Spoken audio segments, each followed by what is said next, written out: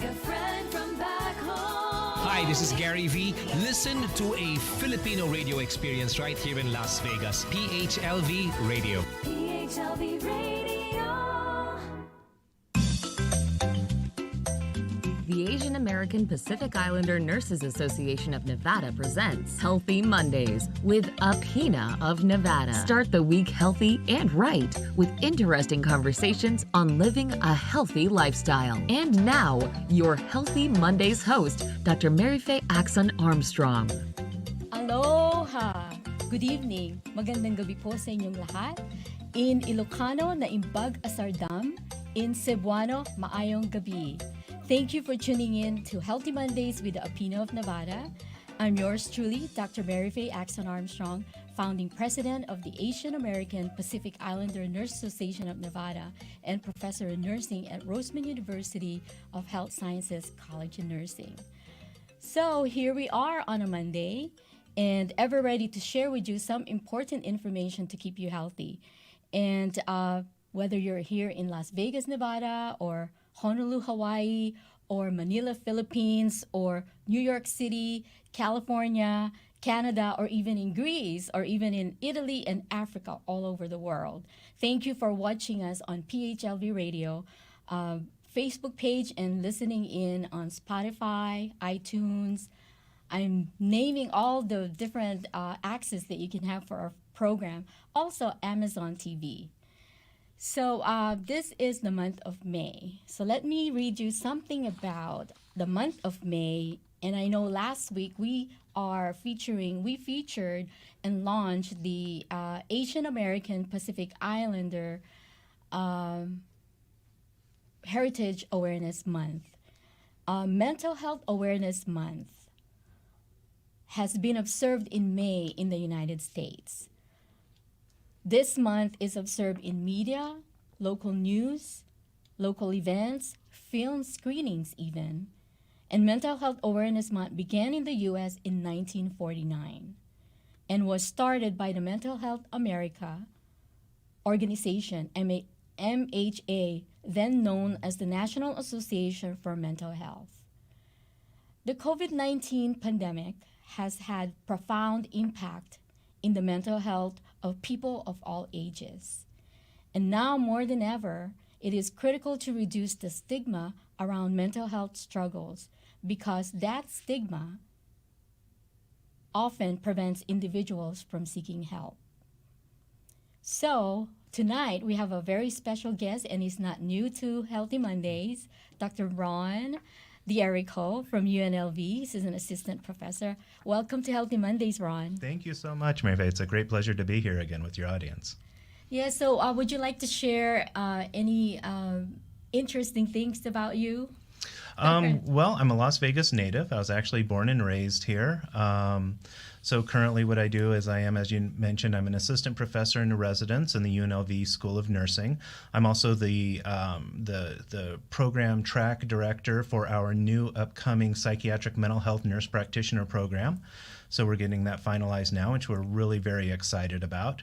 And, you know, I've been a nurse since 2007. I've been a nurse practitioner since 2012. I'm triple board certified as a family, emergency, and psychiatric mental health nurse practitioner. Other interesting thing, my very first nursing job was actually in the hospital where I was born. So I went back and was a neonatal intensive care nurse there for 10 years before I became an NP. Ended up being an emergency nurse practitioner in that same hospital's emergency department and came back again as a healthcare executive. So I feel like I have really deep roots in this community, and it's something I just really love very much. Well, thank you for sharing a lot of interesting things about you. And so right there, our listeners out there, we can establish that Rhone has all the important information about mental health awareness tonight. So I'm just going to read a little bit about what I found on the website, and I know we have lots of questions for him that I gave him so we can guide our broadcast tonight.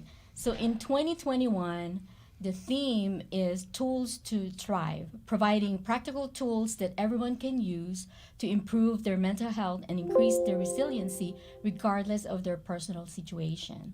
And I know in the website for the Mental Health Awareness Month, they have a lot of handouts about the topics. And I think the questions that we prepared tonight is more on the application and how we can help our listeners or their loved ones in coping with their situation. One of the things that I had put in here, there's a list, how to adapt after trauma, stress, dealing with anger and frustration, getting out of thinking traps. And I think, when all the specialists and those who are specializing in mental health knows exactly what that means in getting out of thinking traps, processing big changes and taking time for yourself. And I know there's this word radical acceptance, and it just says on the website all about fully accepting reality in situations that are beyond your control. But this doesn't mean you approve of the situation, that you are giving up, or that it isn't painful. You are still allowed to and should feel however you feel, but by accepting that it is what it is, you give the problem less power over you and you can begin to move forward.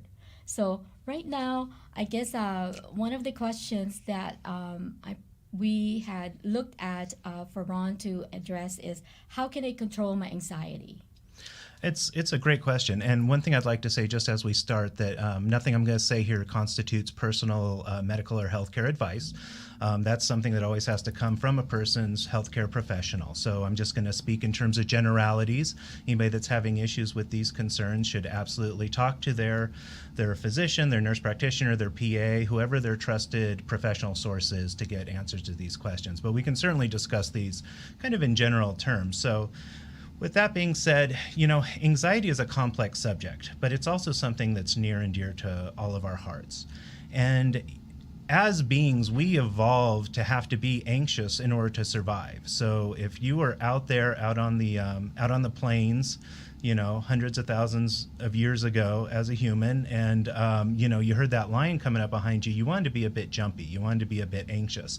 And that's a pro-survival mechanism. Fast forward to our lives today, where sometimes that anxiety can go a little bit out of control. And there's several different types. There's social anxiety, there's generalized anxiety disorder. They all come under different flavors, but it generally is that reaction of nervousness and worry that seems out of proportion to the situation or to what's going on in life.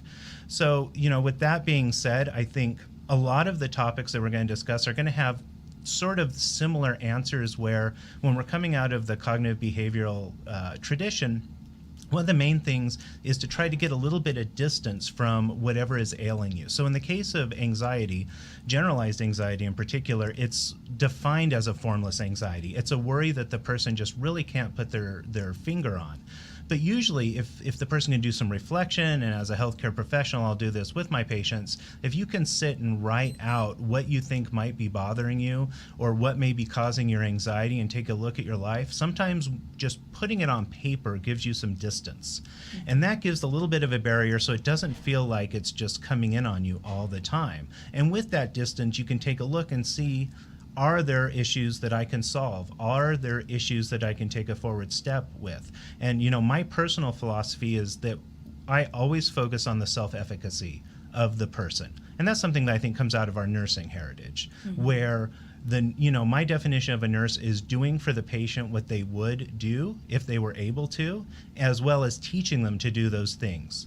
So in the case of anxiety, it's a case of what can you take ownership of? And this is completely different from taking blame. This is never about blaming someone for a situation they may be in that is completely, as you mentioned, out of their control.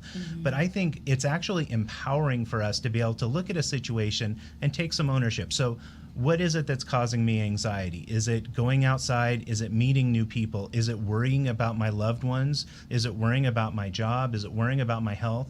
What can I put down on paper, get a little distance, and see if I can break that down and make small actionable steps towards each of those issues, and that will go a long way towards relieving a lot of symptoms of anxiety. I think it's what we call in nursing self-awareness. Absolutely. And even those who are not anxious, like I will give an example for myself, like, okay, what are the pros and cons of this situation?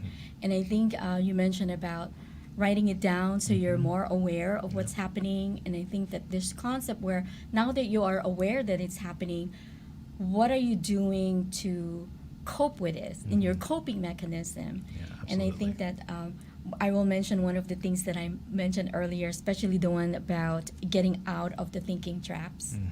So that's a great idea to have to write down what is really happening, and that brings out in reality the self-awareness of what's really happening within yourself. Yeah, absolutely.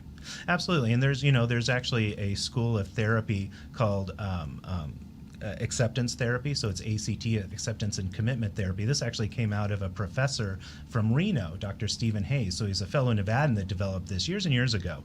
And a part of it was in reaction to our kind of standard cognitive behavioral therapy, where we, take a look what's going on, try to form some rational responses to, which is very effective. But ACT, or I believe it's actually pronounced ACT, because the ACT therapists will get on me if I say it wrong. So Yes. acceptance and commitment therapy is also accepting, just as you said, and also not owning everything that you think and everything that your brain tells you. So just because you have a thought that says, I'm anxious, that doesn't have to be your identity. And just as you mentioned, kind of getting out of that thinking trap, one way of doing that is reframing it. So instead of saying, I'm anxious, say, I am feeling anxiety. I am currently feeling anxiety. And that actually makes a big difference, because I'm anxious makes it an identity. I'm anxious. I'm an anxious person. You've heard that. I have anxiety. I'm an anxious person. And people do have very diagnosable, mental health issues. But still, instead of saying, I am that person, that's my identity, no, I am a human being. I'm a living being. And right now I'm experiencing anxiety. And that's we all do. We experience anxiety. We experience depression. We were getting away from the language of when we would speak about a patient, we would say, patient X is a depressive. And we've gone away from that language. We now say that, they are dealing with depression, or they have a diagnosis of major depression disorder. But we're not saying that's a depressive, that's a schizophrenic, and that's all part of that. So just as you say, get some distance, stop those mind traps, and don't, honestly, don't believe your brain. Because how often has our brain been wrong? How often has our brain told us this is going to be a disaster, and you do it and you enjoy it? So you gotta look at your brain with a little bit of skepticism sometimes and say, okay, you're telling me I'm anxious.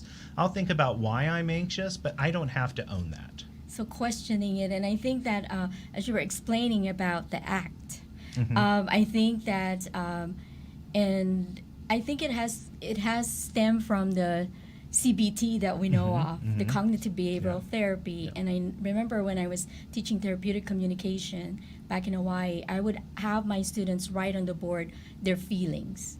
Write down all the feelings here, and then sometimes they would not write down feelings. They would write down something that they think about. So you were saying that I think that I'm feeling anxious, or I'm feeling anxious.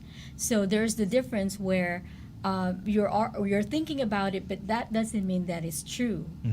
That is what your true person is. Absolutely. So you have to work it out, that is that really true that I am feeling anxious, or I'm just worried, or it's just the normal worry about something that's unknown. And then if you continue on convincing yourself that you're anxious, then the behavior becomes the anxiety. And then when you're anxious, then you are now putting it into action. So that's the cognitive behavioral therapy that we know of. And I think it's good to talk about it with someone, like, okay, maybe bounce it off to a friend that you can trust. So that's one thing that you can cope with it. Well, in humans, one thing that we have is we want to be consistent. We kind of have to be consistent. And that's one of the things that can play against you in mental illness issues, or just mental concerns, whether or not we're using the illness label, but it's that anxiety. So if you tell yourself, I'm anxious, you want to be consistent with that. And you'll see that sometimes with mood disorders. So if you're having somebody that's suffering from depression, which is a very, very real entity that definitely deserves treatment, it can be very, very debilitating, but patients will sometimes get in an area where their mood starts to lift and they're feeling a little better, and they'll doubt that because I'm depressed. I'm a depressive person. And so you don't even believe it when you're feeling that, because you so want to be consistent. And that's that part of stepping back and allowing yourself to feel what you're feeling, and accepting it, as you said. I was thinking in my head about the train, the choo-choo train. I think I can. I think I can. Yeah. I think I can. And then we can throw in that Murphy's law. Like if you think you can't do it, Right. then you're probably not going to be able to do it. So. Yeah, a positive mental attitude is something that just can't be, you can't get enough of it. And again, we've gotten to a point in discussing these things where you're almost afraid to, because you never want to make somebody feel like it's their fault. Or if I say think positively and they're like, I'm suffering from depression, you're just going to tell me to think positively. So I respect that. And we have to own that very much, that there are very real challenges people face. But if you as an individual can just take within you and say, I am going to tell myself I'm a good person, and make those affirmations, I succeed, I'm a success, I'm someone that makes things happen, I'm a good person. Those sorts of things can help, along with other like counseling, medications as needed, but that can go a long way in really brightening mood and ability to function in our world. Wow. Okay, so the next question is going to be a harder question Okay. because I was looking at it. What would I tell the person who's asking me this question? So what do I do if my loved one threatens suicide? Yeah, so that's a very tough one, and that's last time we spoke, it was during Suicide Awareness Month, and Yes. we got to cover this subject in depth. First thing I want everybody to be aware of as we start to discuss this, the Suicide Hotline. The Suicide Hotline number, 1-800-273-8255. So that phone number will connect you to a professional who is specially trained in dealing with those who are feeling suicidal thoughts or those who are with them and want to protect those folks. So that's something everybody should have on hand. There's a website as well. If you can just Google Suicide Hotline, it'll take you to the website. They have chat now. They have apps. They have all sorts of things. So this is an excellent resource. These are folks that can even call 911 on someone's behalf and send the police to somebody's house if they need it, if they're in grave risk of harming themselves. So that's the first thing. Always start with that. Second thing, I kind of took a little lighter tone on the first question. On this one, I'll back it off and say, first, I'll always take them seriously. Yes. Always start from a position of belief. Yes. We naturally we even probably want to doubt it ourselves because that's scary.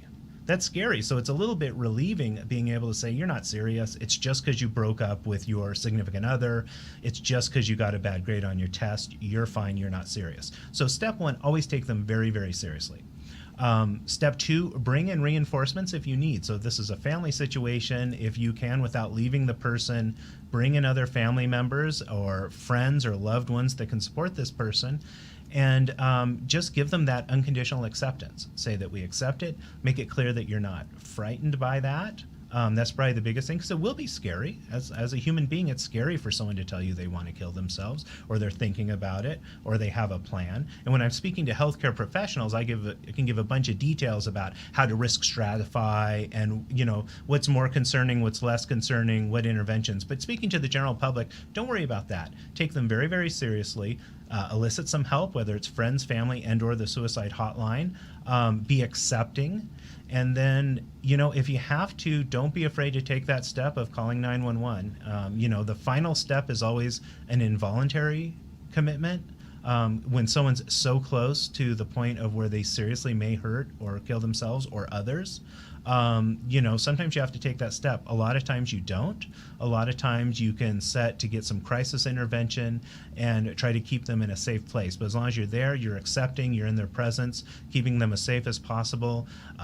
Obtain permission to remove any weapons. So if this is someone that has firearms in the house or large numbers of medications that can be used to cause suicide, with their permission, because this can actually lead to increased issues if you just take things away from people. But a lot of times if you just speak to someone, I know you're feeling that way, we're here for you, we're accepting you, we're going to talk to you, we're going to get you some help. Let's just make sure you're safe right now, right in this moment, That so validation. we can proceed. Yeah, that absolutely. validation. And I was thinking, like, when I saw this question, first thing that I would probably do, or most of us would probably do, those who don't have any training about how to deal with someone who is telling you that they're going to kill themselves. First thing that I would do probably is panic. Mm-hmm. Yeah. You would panic. Yeah, So the first thing you absolutely. wanted to do is, okay, you're going to panic, but Yeah. come down And I hope that we'll be able to project this 1-800 number on the screen. So it's Suicide Hotline 1-800-273-8255. That's correct, yes. And as Ron was saying, you can also Google it under Suicide Hotline, right? Yep. It'll be the first one that comes up, and there's chat, and there's resources, and there's lots of things on there. So it's a very serious question. It's very scary. And if there's anyone out there in the audience that's actually dealing with this, my heart goes out to you, and know that you're not alone, and there's resources to help you, and to help those that are near those that are in that situation as well. And of course, the survivors of suicide, those, not specifically those that attempted and survived, but those loved ones of people that did final suicide, that did commit suicide and kill themselves. Those folks need a lot of counseling and support and love as well. Yes, and they do have community resources. And I'm giving you all this difficult question and challenging questions because I was thinking this would be the kind of questions that we need to make known, especially in cultural values. In certain cultures, it's a stigma, and you don't want anybody to know that your loved one tried this because it's you're protecting your family, your reputation, but family reputation, but what about the individual who's getting affected by it? So cultural values sometimes hinder seeking assistance, right? Yeah.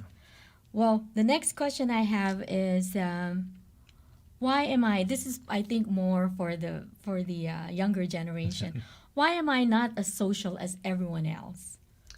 That's a great question. And I would say the first answer to that is we all vary. We vary in our degree of sociability. And, there's one of our most evidence-based personality constructs is the Big Five. And one of the elements there is extroversion, introversion. And that's just the degree to which it's not so much what you like, it's what energizes you. Do you get energized being in a crowd of people and have lots of going on? Or are you energized when you can be by yourself and be quiet and read and things like this? This come out of the great psychologist Carl Jung kind of started with this delineation of these different personality types. So first and foremost, I would say just accept that might be kind of your personality type. With that being said, the second question, and what's always the fundamental definition of a mental illness or anything that's along that spectrum is it causing you distress? So if the person is asking this question, yes, there's the personality issue, but again, going back to what we've said before, we want to validate that. So you're saying, I want to be more social, and that's causing me distress that I'm not. So there's a lot of good techniques that you can do to help with, whether it's social anxiety or just being very introverted. I would say my number one tip for this is take something you're interested in because, with the internet now, there's an interest group for every special interest there is. So take something that you're really into. And if it's a certain book you love to read or a sport you play, a musical instrument you play, a television show you like, go out there and look, and there will be a group of individuals that are into that same thing. So maybe start there, because then you've got a big part of the social anxiety is the fear of humiliating oneself and the fear of not having anything to talk to when you go to that cocktail party or whatever it is. So if you go to a group of people that share your same interests, you've just got the biggest part out of the way. So worst case scenario, you can discuss soccer for hours. So even if you're feeling nervous, and you'll see this, people that are deeply introverted, deeply socially anxious, you get them in the element where you're talking about what they like and they will blossom. So that's my first tip is always be forgiving of yourself and always be gentle of yourself. That's always the first rule. Doesn't mean you're bad or good just because you don't like going to crowds. It's just the way you are. But if you really do want to be more social, you want to make friends, maybe meet a significant other, start with that interest group, start with something that interests you, find like minds, and go from there. And I think that's a good first step. And it's okay not to be social all the time. Yeah, and I know that I heard the most famous actors and actresses are introverted. Like I think I forgot who was that in one of the movies. It's crossing my mind, but one of them said in an interview that she feels comfortable when she's acting. Mm-hmm. But then when she's in public, she's like just want to crawl under the table. Yeah. So it's okay to not be sociable all the time. Absolutely. And that's a good suggestion to find your elements, find what makes you happy and what you're comfortable with. Okay, so how can this one? I jumped on this one. Why can't I get motivated to do anything? It's an excellent question. And this is something that just comes to the very core of what we face every day of human beings. So here we're just outside of the realm of mental illness. This truly is mental, emotional, spiritual health that we're talking about here. Because the one thing that makes us different than any of our other life forms that were around is that will, that motivation, that I'm not just a mechanism going through my day, although I may feel like that sometimes. And when you're feeling like that, you feel like something is missing. But when you get that motivation, just like that last person to find their special interest group, then all of a sudden the person who's bored and perhaps even a little bit depressed during the day, when you're talking about that sport, and then you're motivated. Then you'll stay up all night reading about it or working on it or creating it. So, and the answer, honestly, my answer is somewhat the same. Don't try to necessarily force motivation. The usual next answer that we get to this is, well, I don't know what I'm interested in. I'm not interested in anything. And that's fair. But that's just a call to really spread yourself about and read different things, watch different things, try different things. Try to create something artistically. Try to build something, see what you love to read about, find what you're interested in, take a deep dive into that subject, and the motivation will come. Motivation doesn't necessarily come of its own. It actually comes from a degree of expertise and competency. So as you're coming along, there's an author by the name of Cal Newport that's written several books along this subject. And one is a book called So Good They Can't Ignore You. And it's about how to develop career capital, how to develop skills that are valued. And he argues against the passion principle where you expect to have, I'm passionate about this, and you see other people and, oh my gosh, they're passionate about playing the violin. Well, I don't feel that way. I don't feel passionate about everything or anything maybe. And there's nothing wrong with that. And that just means that you're going to develop that skill by exploring, by getting good at a few things, maybe getting through the boredom part of something, practicing a bit. And then as you develop expertise, you'll feel that motivation come, because as you get good at something, you very well want to get better at it. And so that's really, to nutshell it, that's my advice for seeking motivation. Spread yourself thinly, experiment with lots of different subjects, find something that just tickles you a little bit, and then chase it down that trail a ways and see if you can develop that motivation from getting good at something. It's finding your passion. And we were talking about it earlier, finding your passion, and don't stop there. After you discover your passion, then find the purpose. Yeah. And then when you find your passion and purpose, that's when motivation will just comes naturally, right? Absolutely. And don't stop right there. If you couldn't find your passion and then you couldn't find your purpose, persevere. Yes. Keep finding your passion. Keep being passionate about anything, or find your purpose. Sometimes it goes to when you found your purpose, then you're passionate about it, and then just so persevere. That's my 3 P's. They're good. They're very good. Well, time flies when we're having fun, but we have one more question. How can I trust people when they continue to hurt me? That's a tricky situation, and we're trusting beings at heart, and some more than others, and there's also those among us that will take advantage of that and cause hurt. I think probably one of the best ways to work through this is, again, to do that deep self-analysis, to do that self-inventory, and really sit down and think, or even better yet, write down, because it's always better to write things down to get that distance. So you get a little emotional distance. Write down the times, all the times. And this is something that no one else ever has to see but you. You can write it all out and throw it in the shredder when you're done. Write out all the times you trusted someone and they betrayed that trust. And look at what happened. Take a close look at the circumstances leading up to that. Was it a certain type of relationship or situation that led there? And that's the way that you can really get an idea of what may have led to these situations. And by doing that, you'll get that self-efficacy. you'll get that self-awareness that you will be able to go into new situations and trust, because you'll be looking out for those warning signs. And you'll, instead of just being, I'm afraid to trust anybody because I've been hurt, you'll say, well, no, if I'm with a person and they start to do X, Y, or Z, then I know that I better be careful with my trust, because I've learned this before, and we're learning beings. We learn, we grow, we develop.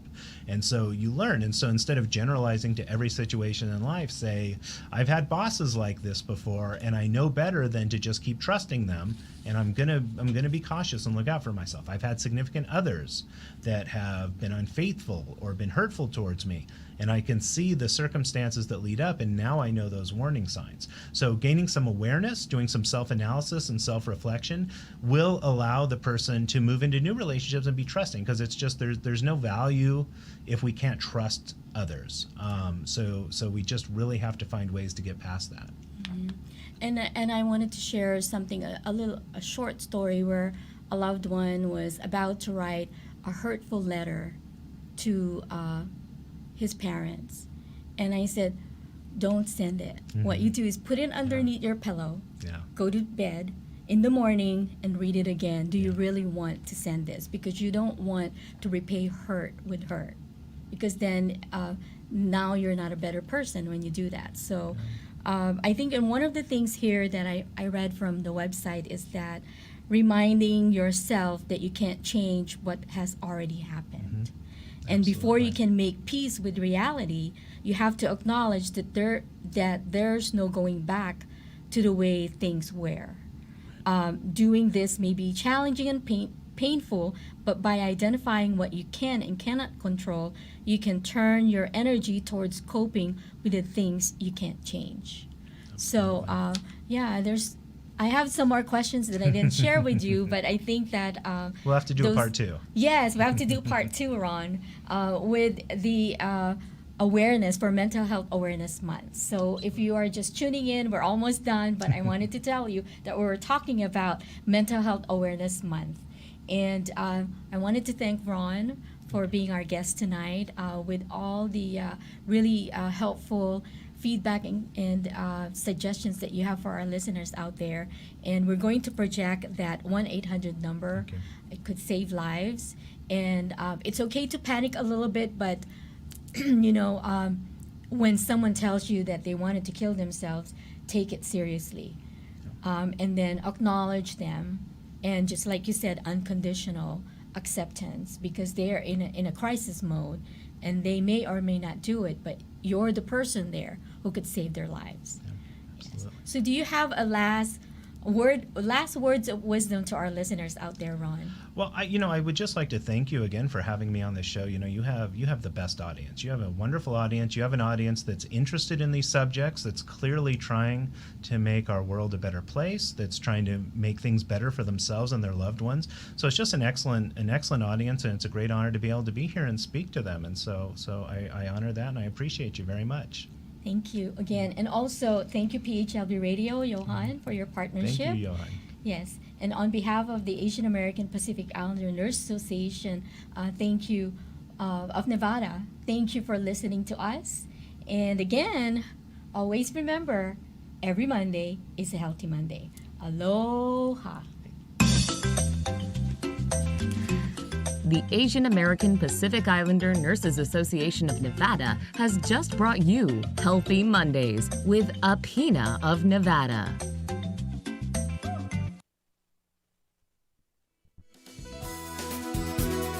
Just like a friend from back home. Hi, this is Gary V. Listen to a Filipino radio experience right here in Las Vegas. PHLV Radio. PHLV Radio.